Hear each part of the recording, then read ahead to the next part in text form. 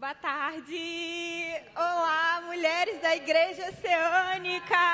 Vocês estão animadas? E aí? Temos Move, temos Go Woman, temos convidadas. Que alegria estar aqui mais uma vez essa tarde.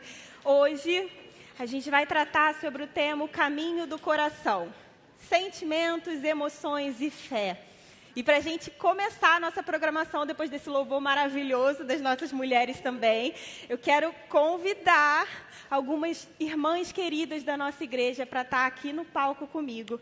E a gente vai compartilhar um pouquinho de testemunhos, abrir o nosso coração, nos unir cada vez mais, e que o Espírito Santo abençoe a gente, transforme a gente aqui essa tarde, amém? Então eu quero convidar a Márcia para estar aqui com a gente, Debiase, Euseni, maravilhosa, Simone, cadê você que eu não estou enxergando? Vamos lá, Thaís e Tainá, venham aqui.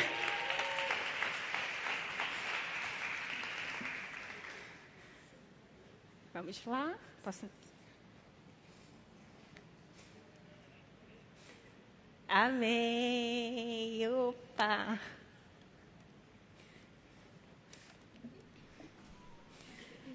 E aí, como é que tá o coração? Que alegria de estar aqui.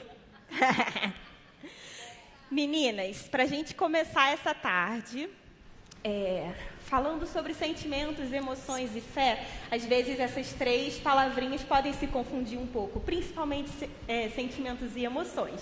É por isso que eu queria convidar a nossa querida Márcia, que também é psicóloga, então atua bastante nessa área, para falar para a gente um pouquinho da diferença entre essas três palavrinhas. E aí, conte-nos, Márcia. Boa tarde. Tenham misericórdia de nós, porque a gente está aqui na frente, né? Então a gente fica... É diferente para todas nós aqui, né? Estarmos aqui na frente. Então, orem por nós enquanto a gente fala. Né? Mas é isso, emoção sendo externada aqui, da mão gelada, né? E o coração também no altar, né? Que é a parte da fé. A gente orou, jejua, chama, busca o Senhor, o que a gente pode fazer, Senhor, como que a gente pode falar. E o sentimento é tudo que fervilha aqui dentro da gente. Então, são experiências que a gente foi acumulando ao longo da vida, chega-se a dizer, né, e eu não duvido disso, intrauterinas, inclusive, ao longo de toda a nossa trajetória, de pequenininhos, sensações em casa, percepções, e sentimentos vão se acumulando dentro de nós, né? Então, claro que tem as diversas teorias, né, que vão permear toda a parte psicológica. Então, eu estou falando aqui, é um drops, é um respiro só, né? Então, a gente vai rapidamente, em 4 minutos, eu já gastei 1, então eu tenho 3, para dizer 1 minuto para cada um, né? Dizer, e sentimentos são essa ebulição que fica dentro de nós, ora sossegada, ora em efervescência, né? Mas é um momento mais estruturado, é uma área mais estruturada. Então, a gente vai acomodando, porque a gente precisa sobreviver, apesar dos reveses da vida. Então, a gente vai estruturando isso para suportar, para crescer, para fazer as nossas coisas, para ter sonhos, conquistas, lidar com os fracassos. Então, os sentimentos, eles vão se organizando dentro de nós. Em tese, claro que estou falando aqui muito en passant, é infinitamente mais do que isso. A gente faria um congresso sobre emoções, sentimentos e fé, né? Então, agora são 3 minutos, 2 minutos e meio, agora, né? E contando, né? Então, a gente precisa olhar para os sentimentos da gente, porque senão a gente fica refém deles. Então, a gente vai trabalhando agora com o que eclode a partir dessa ebulição, que são as nossas emoções. Então, tem horas que alguma coisa acontece e alguém diz, a gente mesmo diz para a gente, por que eu reagi assim? O que aconteceu? Por que eu me senti dessa forma? Por que essa pessoa me causa isso? Por que o jeito da Euseni falar me gera um negócio esquisito? Etc. Então, a gente vai lidando com as emoções, que é a parte visível, né? A gente pode falar, brincando um pouquinho com isso, trazer uma metáfora aqui, né? Que é um vulcão, por exemplo. Aquilo que fica ali dentro do vulcão, que não é visível, seriam, em tese, com bastante parcimônia aqui, os sentimentos da gente. Aquilo que eclode, que é parte visível, são as nossas emoções. Então, tem hora que a lava cospe, E a gente nem dá conta de sustentar isso, né? Então, é um exercício de autoconhecimento. Aí entra agora a fé. O que vem a fé fazer com isso? Mas eu sou assim, eu nasci assim, Gabriela, mas que nada, Deus vem, né, e restaura a gente, faz tudo novo de novo. É a parte da fé. Quando a gente pode chegar aos pés do Senhor e dizer, Senhor, eu sou bruta, sou sensível demais, sou chorona, sou incapaz de lidar com isso, e o Senhor vem e faz os consertos na nossa existência, com a nossa história de vida, com a nossa família. É simples? Não.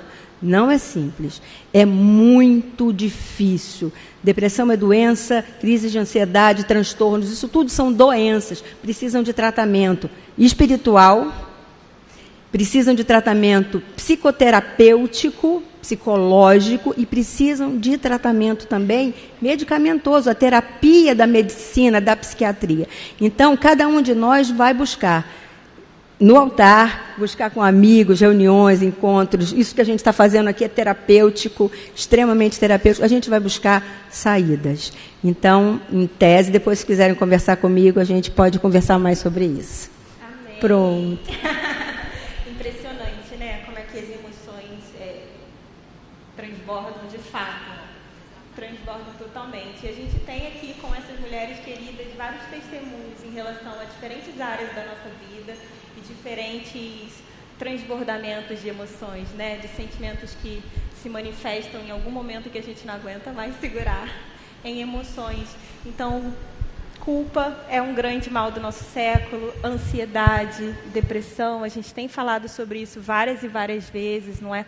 Culpa vendo, sempre olhando para o passado, coisas que a gente fez, que a gente gostaria de ter sido diferentes e que somos incapazes de mudar, né? Quem pode mudar o passado? E ansiedades com o futuro, querendo adivinhar o que vai acontecer, querendo conhecer os planos de Deus. Então, você tem uma história, não é, Euseni, de muita superação, uma história de lidar também com culpas e de encontrar o descanso no nosso Deus maravilhoso. Então, conta um pouquinho pra gente. Com relação à criação da minha filha. Mas eu quero esclarecer primeiro, tá? Que eu era uma pessoa assim que eu nunca pensei em não trabalhar fora, tá? Isso aí era muito claro na minha vida, tá? Eu era até uma feminista, eu queria mesmo trabalhar, não queria depender de ninguém e comecei a trabalhar, fiz concurso público e tal, fui trabalhar num banco e já estava com a vida mais ou menos estabilizada, né? Quando Tulane nasceu. O meu relacionamento com o pai dela não deu certo, ela não tinha nem um ano ainda, a gente já estava separado. Mas o maior problema, né, começou porque eu não tinha uma rede de apoio, que era, né, geralmente mãe, né, irmão e tal. Minha mãe morava no Espírito Santo, sogra em Pernambuco, eu não tinha ninguém. Morava aqui em Niterói, trabalhava no Rio, tá, em São Cristóvão. Então, a minha filha, com 4 meses, teve que ficar em creche, tá? Porque também a licença maternidade, naquela época, eram 4 meses só, né? E aí começou, né, toda a dor, toda a luta, porque eu deixava ela na creche, eu morava ali em Caraí, a creche até era boa, recomendada, né? Mas deixava meu bebê ali e ia chorando, né? Ia trabalhar assim, chorando. Tá? E foi assim, creche, alguém em casa, trabalhando para cuidar dela, né? Foi assim o tempo todo. Aí eu fui, mais ou menos, uns 4 anos, assim, 4 anos e pouco, nós mudamos daqui, fomos morar em São Gonçalo, no Colubandê, tá? Nós moramos lá, mas eu não tinha, houve uma época que eu não tinha ninguém para cuidar dela, e eu era caixa no banco, mas eu tinha que levar ela, eu levava ela para o banco. Ela pegava um ônibus comigo de manhã, voltava na hora do rush, aquela, sabe, cansava e tudo, ficava lá. Ela era uma menina, uma criança assim, bem comportada e tal, ficava lá com os brinquedinhos dela, né? Mas tudo isso, claro, né? A culpa ali, né? Me matando. Aí, depois consegui uma creche, lá mesmo em São Gonçalo. E nessa creche aconteceu um dia que eu tive um problema no caixa. Quem já trabalhou em banco e caixa sabe que isso acontece. Então, na hora de vir embora, atrasou. Eu peguei um horário bem difícil, né, para vir embora, a ponte ali, né, vocês sabem, né, como que é. Aí, enfim, eu cheguei lá em São Gonçalo, 8h da noite na creche. Não tinha celular nessa época, tá? Ainda não tinha aquele grandão, mesmo aquele grandão, não tinha, tá? Tijolão. Aí cheguei lá, tudo escuro, não tinha ninguém. Falei, meu Deus, cadê minha filha? Né?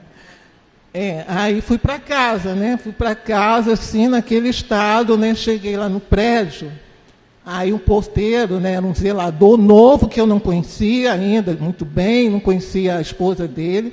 O zelador falou assim, olha, as moças da creche vieram aqui e deixaram sua filha. Está lá em cima, com a minha esposa. Aí tá, subi, fui lá, peguei Tulane, estava sentadinha lá vendo televisão, né? Ai, gente, desculpa.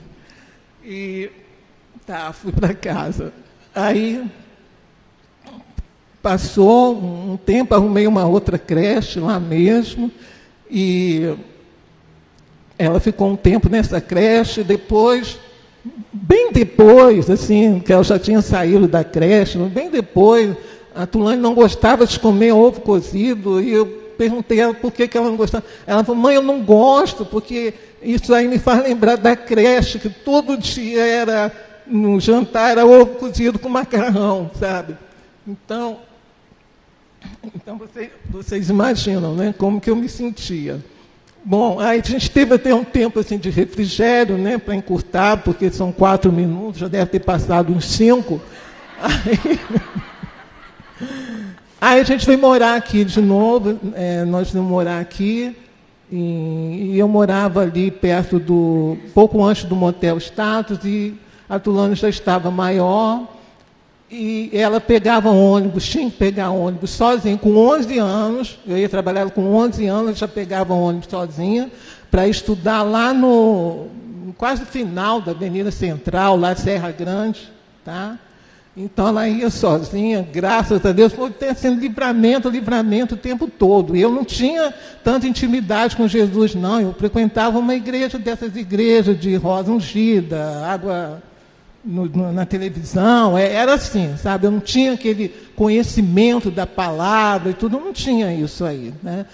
Então, aí passou esse tempo, ela fez 14 anos, eu já tinha idade para me aposentar, porque bancário podia se aposentar mais cedo, com 25 anos de INSS e tal, e eu já tinha os 48 anos, então me aposentei, tá? Me aposentei e nunca mais quis saber de trabalhar fora, não quis saber mesmo, nunca mais trabalhei fora, e vim para cá. Foi uma época, né, nós estávamos 14 anos, nós viemos aqui para a igreja, tá?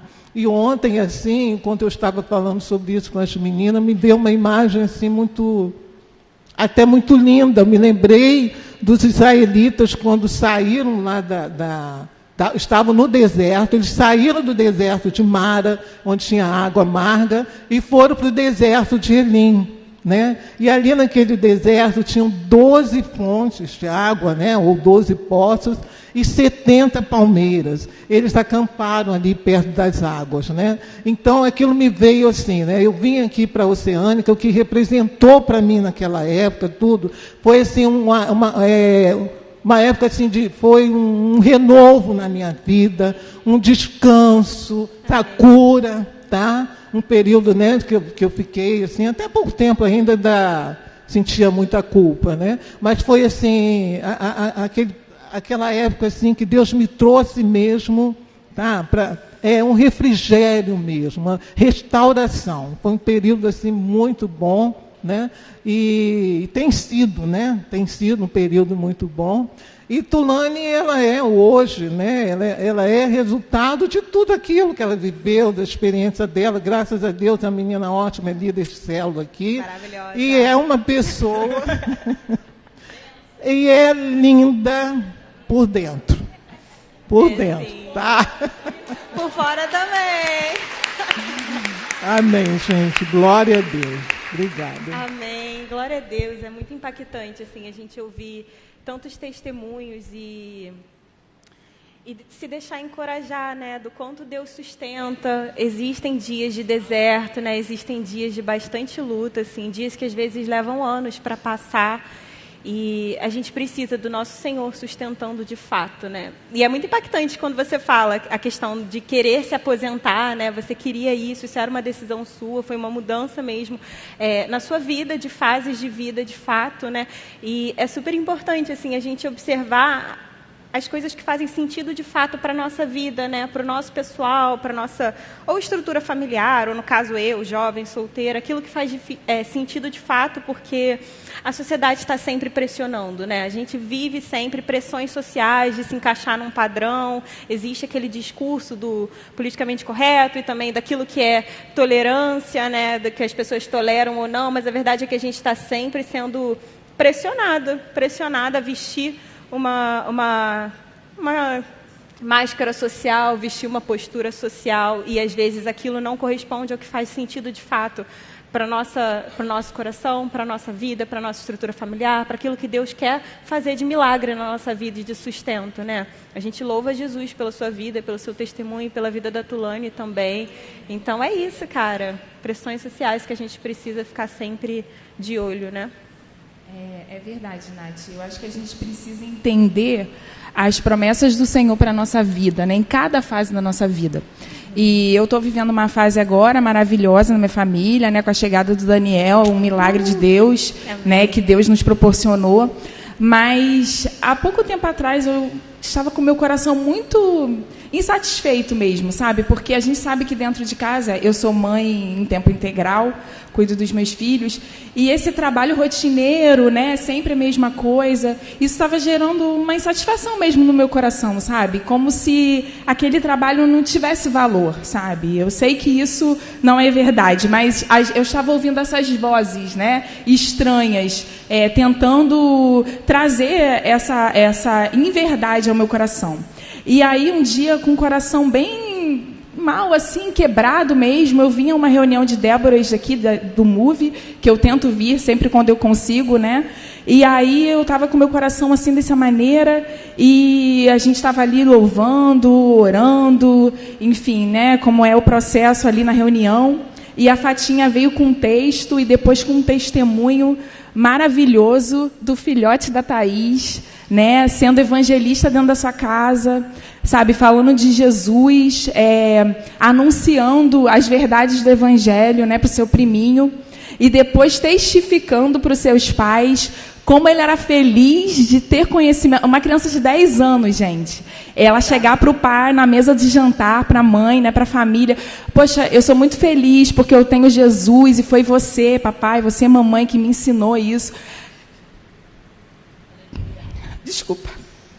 Isso veio como flecha no meu coração e me fez entender o valor do meu trabalho dentro da minha casa, sabe? Como é precioso. Eu sei que existem mulheres que realmente não podem deixar de trabalhar, porque elas precisam trazer o suprimento para dentro da sua família. Mas eu tenho o privilégio de estar dentro de casa, cuidar dos meus filhos, ver cada processo, cada balbuciado do Daniel, e eu confesso, irmãos, que esse segundo filho foi tão rápido. O Daniel já está andando, já não precisa mais tanto de mim, né?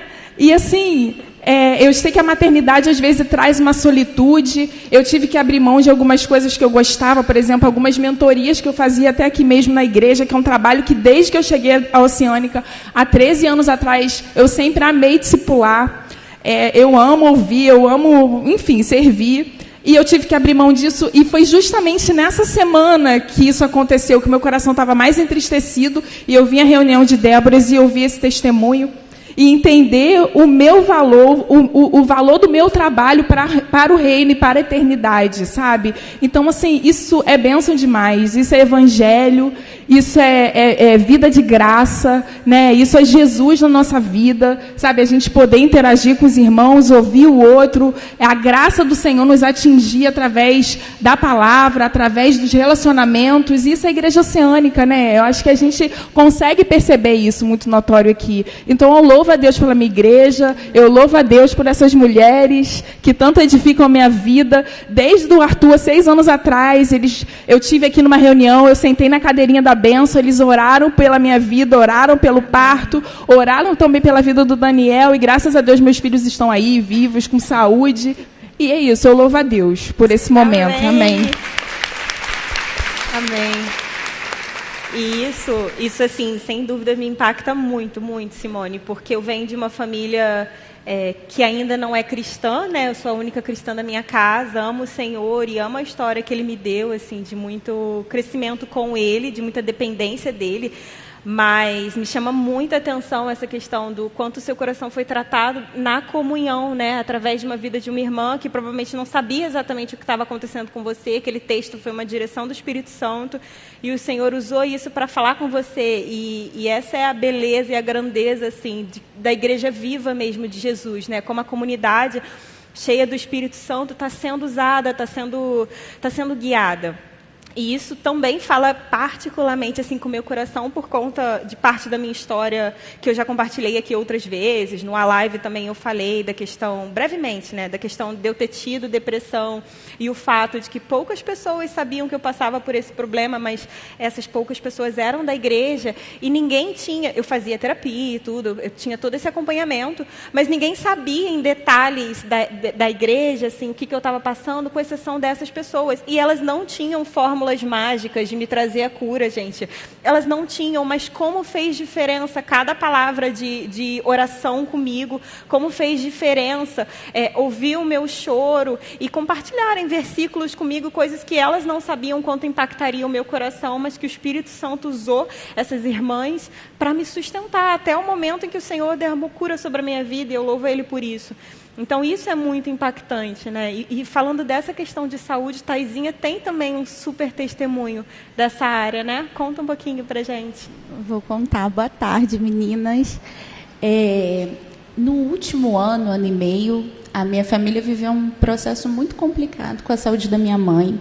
Minha mãe começou a passar mal, enfim, e a gente descobriu que ela estava com um tumor muito grande no abdômen, e numa região bem delicada, que precisava de uma cirurgia de alta complexidade. E de cara a gente pensou, bom, vamos para a luta, né? E na solicitação da cirurgia, minha mãe sempre conseguiu, com muito esforço, pagar seu plano de saúde. Nós descobrimos que o plano de saúde estava numa crise, enfim, não autorizava a cirurgia, e aí começa a luta na justiça. Enfim, a gente ficou 11 meses lutando por essa cirurgia, e nesses 11 meses a minha mãe foi realmente tendo períodos muito difíceis. Tinha um dia que ela não conseguia se levantar da cama, tumor na região do estômago. E eu lembro que no nosso retiro, eu não queria ter ido. Já estou confessando aqui que eu estava muito triste, porque foi uma semana que minha mãe não levantava da cama. E aí meu marido falou assim, meu amor, nós vamos porque o Senhor vai tratar a gente na comunhão lá. E foi a melhor decisão. Deixei minha mãe na casinha dela, com meu pai, com meu irmão, e nós fomos para o retiro. Eu lembro que eu fui o caminho quase todo chorando, e chegamos lá e fomos realmente tratados na comunhão. E no decorrer do ano, a cirurgia não chegava, e eu sentia que eu estava afundando, mas eu também não podia afundar, porque eu não podia ligar para a pessoa que normalmente eu ligo, que é a minha mãe, para dizer, olha, eu não estou mais aguentando. E eu me mantive sorrindo e acenando. Vocês sabem como é que é isso? Você fica assim, ó, você não está aguentando, mas você vai. E quantas vezes, né, cada uma de nós enfrentamos situações dessas. Quando alguém da nossa família está doente, quando alguém da nossa família está afastado do Senhor, quando a gente perde um emprego, quando a gente realmente se encontra numa situação de clamar pela provisão do Senhor, de Senhor, eu não tenho o que fazer, eu não sei para onde ir. E foi assim que eu me encontrei, e foi na comunhão que eu fui curada.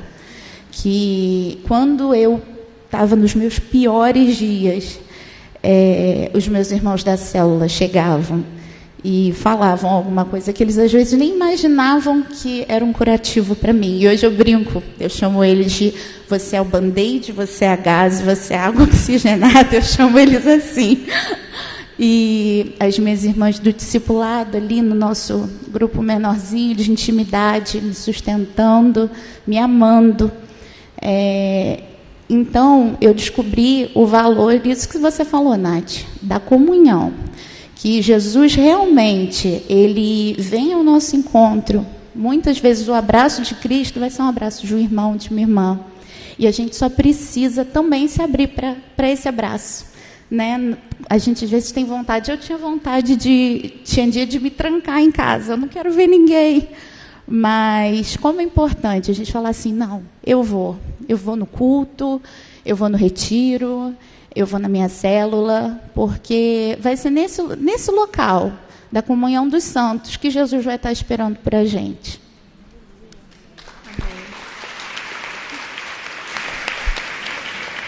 Amém, amém, sem dúvidas. Nossa força, né? A igreja e o Senhor falando através dela. A gente tem, além da questão da saúde, né? E como a gente precisa ficar esperto nesses momentos, porque nesse isolamento a gente beira, de fato, depressão e ansiedade, crises de pânico. E a gente precisa se abrir, né? Das lutas que a gente tem vivido, sem dúvidas. E além das questões de lutas de saúde, assim, algo que, poxa, a nossa geração passa. Eu imagino que todas as gerações passaram, mas agora com rede social, com comunicação, a nossa vida muito exposta, e a gente também se sentindo parte dessa cultura de exposição da nossa vida, uma questão que tem sido muito abalada, sem dúvidas, e que eu acho que mexe muito com a gente nessa idade, é a questão da identidade e a questão da nossa imagem, né, do nosso corpo, que muitas vezes geram transtornos também mentais e de saúde pela pressão tão grande que a gente sente para se adaptar a um determinado corpo, a uma determinada imagem, ou uma determinada identidade também, né? Que muitas vezes está ligada a essa questão da profissão, muitas vezes está ligada àquilo que a gente faz, ao invés daquilo que a gente é no nosso Senhor Jesus, né? Então, para falar um pouquinho disso de imagem, a nossa querida Thay tem um testemunho maravilhoso, né? Conta pra gente também, amiga.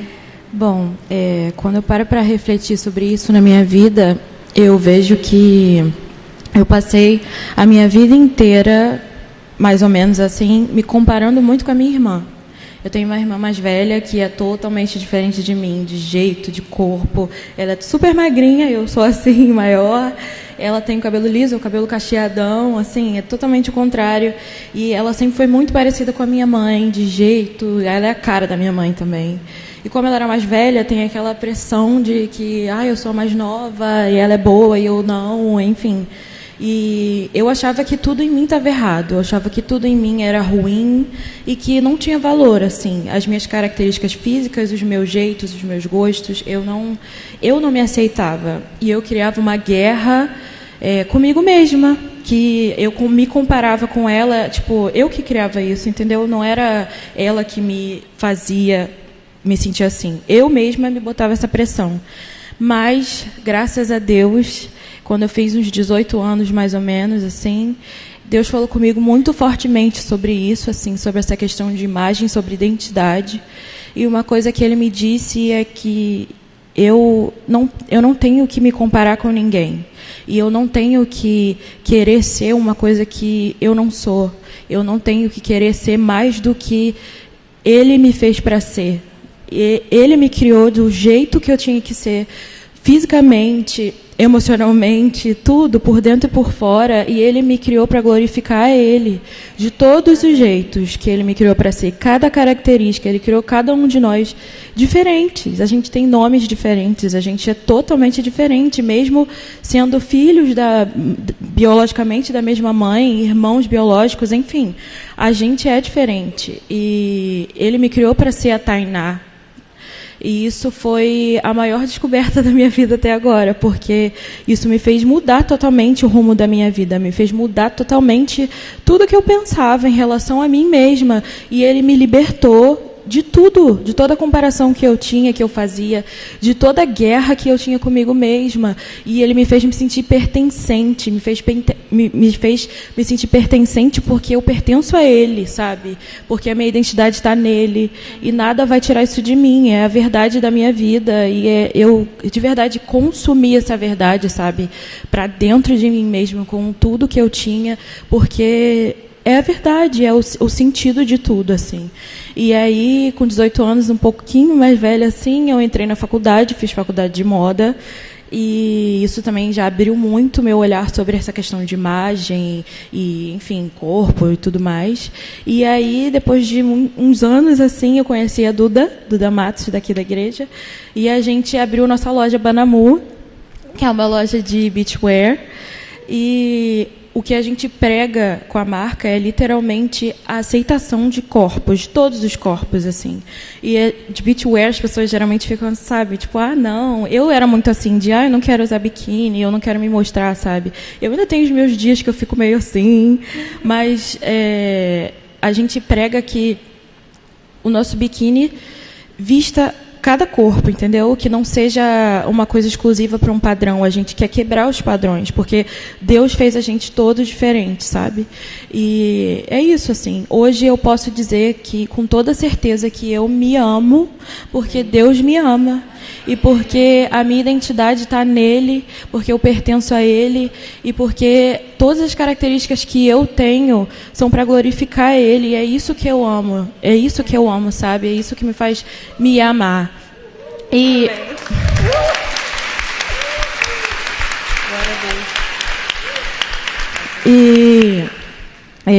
Deus é tão maravilhoso comigo que Ele me fez me sentir pertencente até à minha família de novo, porque era uma coisa que eu sofria muito, eu me excluía no final das contas, sabe? E porque hoje eu olho para mim e eu vejo partes de mim, do meu corpo, físicas até, que eu lembro da minha avó tão querida, sabe? Que já está com Jesus na glória, e que eu sinto tanta falta, e quando eu percebo eu fico, Jesus, muito obrigada, porque eu lembro dela com muito amor e eu me amo mais ainda. Amém. E assim, glória a Deus, porque hoje eu entendo que a minha identidade não está refletida no que eu acho ou no que qualquer pessoa pode falar de mim, assim. A minha identidade está refletida em Jesus, não no espelho torto que é o meu, sabe, quebrado. É isso. Amém.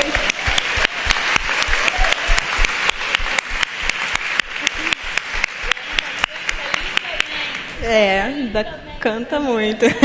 Maravilhosa. O que falar depois disso, né? Mas compartilhando um testemunho muito brevemente também, eu sempre tive questão disso de imagem, de corpo, e por muitos anos, apesar de ter sido criada indo para a praia, depois da adolescência, por muitos anos eu fiquei sem ir. E aí eu ia ter uma viagem esse ano muito importante, que eu voltei na última semana, assim, com a minha família, que estava programada há anos, e a gente estava adiando. E aí, como eu pensei, cara, o lugar é de praia, é agora que eu compro e visto um Banamu. É agora. E sem brincadeira, quando a Thay lançou essa marca e vocês anunciaram a proposta da marca, a mensagem de vocês, aquilo foi tão impactante para o meu coração, assim, porque, de fato, me encheu desse temor e visão de onde eu estou depositando a minha identidade ou a minha autoconfiança, sabe? E eu acho que essa questão da autoconfiança e da identidade estão sempre muito ligadas também. E da gente entender onde está o nosso verdadeiro descanso, né? E essa questão do descanso pega todas as áreas da nossa vida, profissional, a imagem, a questão da autoestima, mas também a questão de relacionamento. Então, nós temos mulheres maravilhosas aqui, em diferentes status, e eu estou solteira há muitos anos, e tem outras mulheres aqui que estão também. E essa é uma crise muito constante, né? Que acontece assim, em qualquer idade. A gente vê muita gente sofrendo e se preocupando e se tornando ansiosa, muitas mulheres vendo amigas casando, amigas noivando, tendo as suas melhores amigas como mulheres casadas e já com filho, que, por exemplo, é o meu caso. E essa é uma área que o Senhor falou muito ao meu coração desde a minha conversão, de entender que a minha identidade não estava no meu status de relacionamento, ou na minha profissão, porque como mulher solteira eu tenho uma carreira, e é uma carreira bem sucedida também, então para não deixar isso ser onde eu deposito a minha identidade. E eu acho que uma das maiores lições que o Senhor me ensinou nos últimos anos em relação a essa área da minha vida, assim, de relacionamento, é entender que descansar plenamente em Jesus, ter paz no seu presente, em você estar solteira, mesmo tendo como um dos seus maiores sonhos constituir uma família, criar meus filhos no Evangelho, ter uma família grande, ainda assim, o meu presente é para ser um presente em que eu estou descansando. Então, encontrar plenitude em Jesus e se sentir de fato satisfeita e plena em Jesus, nada tem a ver com você se fechar para um relacionamento, não tem nada a ver com isso, nada tem a ver com você passar muito alta confiança, ou você se fechar depois para de fato conhecer um homem. Não tem a ver com você se aquietar no Senhor Jesus, entender quais são as características que mais importam, que mais devem atrair a gente, porque são as características que refletem o Senhor Jesus. E aí sim, o nosso tempo de solteirice sempre vai significar um crescimento de intimidade com Jesus, e sempre vai significar um tempo muito bem aproveitado, em que a gente pode fazer coisas que depois de um relacionamento você também não vai ter tempo para fazer, ou que você vai ter que crescer e aprender a trancos e barrancos, porque você não está mais dividindo a vida só com a sua própria cabeça, você está dividindo a vida com um outro alguém. E aí não tem essa de você reter e querer que todas as coisas sejam feitas do seu jeito. É para compartilhar e é para ceder também, né, mulheres? Então, isso sempre falou assim, muito no meu coração. O Senhor sempre trabalhou. O relacionamento já foi um ídolo no meu coração. Já foi um motivo de muita ansiedade. Glória a Deus, hoje em dia eu me sinto muito mais sábia em relação a essa área, apesar de não estar num relacionamento. E aí vem também a questão da nossa experiência, na verdade, da gente viver em comunhão para absorver as experiências aqui de quem já passou por isso, os testemunhos de cada um, que é de fato nessa multidão de conselhos que a gente encontra a nossa sabedoria. Me deu a dica da palavra, hein? A gente encontra de fato a sabedoria, é absorvendo as experiências de todas, nas diferentes idades e nas diferentes fases e formas de vida, né? Então é isso, gente. Que alegria estar aqui. Eu queria agradecer a cada uma de vocês. Eu louvo a Jesus pela vida de vocês. Assim, muito obrigada por terem aberto o coração aqui pra gente, por abençoarem as nossas vidas também nos bastidores, com muita oração, com muito cuidado. Então, glória a Deus.